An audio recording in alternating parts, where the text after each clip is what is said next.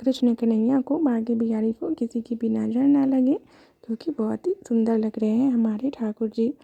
तो ठाकुर जी के लिए एक बहुत ही सुंदर सा ये फूल मुझे मिला था, गुलाब की कली, तो मैं ठाकुर जी को अर्पित कर देती हूँ। तो मुझे इस टाइप का फूल ठाकुर जी को अर्पित करना बहुत ही ज़्यादा पसंद है। तो चलिए ये पुष्प भी हम ठाकुर जी को अर्पित कर देते हैं। और हमारे ठाकुर जी बहुत ही खुश हैं। जब इस तरीके से मैं ठाकुर जी का श्रृंगार करती हूँ तो ठाकुर जी के जो चेहरे की मुस्कान है वो एकदम ऐसा लग रहा है कि ठाकुर जी हमारे मुस्कुरा रहे हैं। तो ये देखिए हमारे ठाकुर जी का जो श्रृंगार है मैं इसी तरीके से करती हूँ। मेरी मॉर्निंग रूटीन का ये अहम हिस्सा है ठाकुर जी का श्रृंगार और पूजा। तो ठाकुर जी का पुष्प सेवा हो गई है। ठाकुर जी को अब बंसी अर्पित करेंगे। तो चलिए ठाकुर जी की जो बंसी है ठाकुर जी को उसे अर्पित करते हैं, क्योंकि ठाकुर जी की जो बंसी है वो भी श्रृंगार का अहम हिस्सा मानी जाती है। तो ये देखिए अभी हमारे ठाकुर जी का श्रृंगार कंप्लीट हो गया है। और सच में आज हमारे ठाकुर जी श्रृंगार करने के बाद बहुत ही सुंदर लग रहे हैं, बहुत ही प्यारे लग रहे हैं। और यहाँ पे ठाकुर जी की जो गैया है वो भी मैं ज़रूर रखती हूँ। तो अगर आपके पास गैया या बछड़ा है तो ठाकुर जी के पास उसे ज़रूर रखना चाहिए।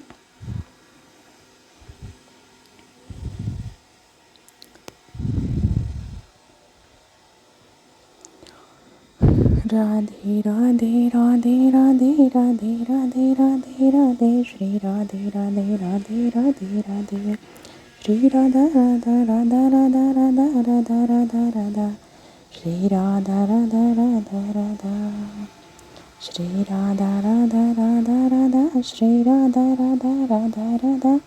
हमारे ठाकुर जी को राधा नाम अत्यंत प्रिय है, इसीलिए मैं जब भी पूजा करती हूँ तो मैं श्री राधा रानी जी का नाम जरूर लेती हूँ। तो राधा रानी का नाम लेने से हमारे सभी दुख, सभी कष्ट, सभी बाधाएं दूर होती हैं। तो इसीलिए हमारी उपासना में राधा नाम जरूर शामिल होना चाहिए। तो हमारे ठाकुर जी की आरती हो गई है। तो चलिए दोस्तों, इसके बाद लड्डू गोपाल जी का जो भोग है, मैं मॉर्निंग में मैंने बाल भोग लगा दिया था दूध और मिश्री का। और अभी मैं लड्डू गोपाल जी का जो दोपहर का भोग है तो मैं सात्विक आलू के पराठे मैंने बनाए हैं, जो कि हमारे ठाकुर जी को बहुत ही ज़्यादा पसंद है। तो ठाकुर जी का जब हम भोग लगाते हैं तो ठाकुर जी के भोग में हमें प्याज लहसुन का यूज नहीं करना चाहिए। तो ये देखिए हमारे ठाकुर जी का जो दोपहर की भोग थाली है यहाँ पे आ चुकी है। अब ठाकुर जी को हम भोग खिलाएंगे। तो हमारे जो ठाकुर जी की भोग सेवा है, मैं 12 बजे तक ठाकुर जी को भोग करा देती हूँ। अगर मैं नहीं रहती हूँ तो फिर मम्मी ठाकुर जी का भोग लगा देती हैं। इसके बाद हमारे ठाकुर जी 12 बजे से लेके शाम के 4 बजे तक विश्राम करते हैं। तो ठाकुर जी को भोजन कराने के बाद विश्राम ज़रूर कराना चाहिए। तो ठाकुर जी को चलिए हम भोग लगाएंगे, तुलसी पत्र अर्पित करेंगे। और फिर ठाकुर जी को आप जब भी भोग लगाते हैं तो उसमें आप तुलसी पत्र ज़रूर अर्पित किया करिए, तभी हमारे ठाकुर जी भोग ग्रहण करेंगे। तो चलिए जल फेर देंगे और ठाकुर जी को हम भोग लगाएंगे। आओ भोग लगाओ मेरे मोहन, आओ भोग लगाओ मेरे मोहन। कौन कहते हैं भगवान आते नहीं, तुम मेरा के जैसे भुलाते नहीं। कौन कहते हैं भगवान खाते नहीं, बेर शबरी के जैसे खिलाते नहीं। अच्युतम केशवम कृष्ण दामोदरम, राम नारायणम जानकी बल्लभम। तो बहुत प्यार से एकदम छोटे बालक की तरह हम अपने हाथ से ठाकुर जी को भोग पवाएंगे। बहुत ही प्रेम से, प्रसन्नता के साथ हमें ठाकुर जी की भोग सेवा करनी चाहिए। जैसे एकदम छोटे नन्हे बालक का हम ध्यान रखते हैं, उसकी हर चीज़ का ख्याल रखते हैं, उसी तरह हमें ठाकुर जी की भी सेवा में हर चीज़ का ध्यान रखना चाहिए। जैसे एक माँ को अपने बच्चे की फ़िक्र रहती है कि कब बच्चे को भूख लगी है, कब बच्चा सोना चाहता है, कब बच्चे को पानी पीना है, उसी तरीके से आपको ठाकुर जी की भी सेवा करनी चाहिए। तो ये देखिए ठाकुर जी का दोपहर का भोग हो चुका है। इसके बाद हमारे ठाकुर जी विश्राम करेंगे।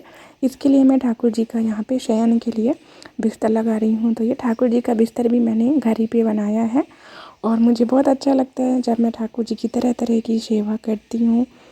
तो आप भी अपने जीवन में ठाकुर जी की सेवा को ज़रूर शामिल करिए। आपका जीवन बहुत ही आपका जीवन सार्थक हो जाएगा। तो ये देखिए ठाकुर जी का बिस्तर लग चुका है और यहाँ पे ठाकुर जी को लिटा देंगे और हमारे ठाकुर जी विश्राम करेंगे, क्योंकि हमारे ठाकुर जी दिन भर शैतानियाँ करते हैं तो उनके हाथ पैरों में दर्द हो जाता है। तो हल्की सी मालिश भी ठाकुर जी को हमें करनी चाहिए और आप सुंदर सा गुनगुनाकर भजन भी ठाकुर जी को सुना सकते हैं। तो इस तरीके से ठाकुर जी की मैं मालिश कर दूँगी और फिर हम ठाकुर जी को शयन करवाएंगे। तो चलिए दूसरे पैर में भी ठाकुर जी की मालिश करेंगे। हमारे नटखट गोपाल बहुत ही ज़्यादा शरारती हैं, दिन भर शरारत करते हैं। शरारत करने की वजह से इनके हाथ पैरों में दर्द हो जाता है। तो इस तरीके से हम अगर ठाकुर जी की हल्की सी मालिश कर देंगे तो हमारे ठाकुर जी को अच्छी नींद आएगी और ठाकुर जी सुकून से सो जाएंगे। तो ठाकुर जी की मैंने मालिश कर दी है और हमारे नटखट गोपाल को नींद आ रही है। और इसके बाद जो ठाकुर जी का ब्लैंकेट है उसे उड़ा देंगे और हमारे ठाकुर जी अब 4 बजे तक आराम करेंगे और बस इस तरीके से हम ठाकुर जी को सुला देंगे। तो ये था मेरे लड्डू गोपाल जी का सुबह से लेकर दोपहर तक का रूटीन।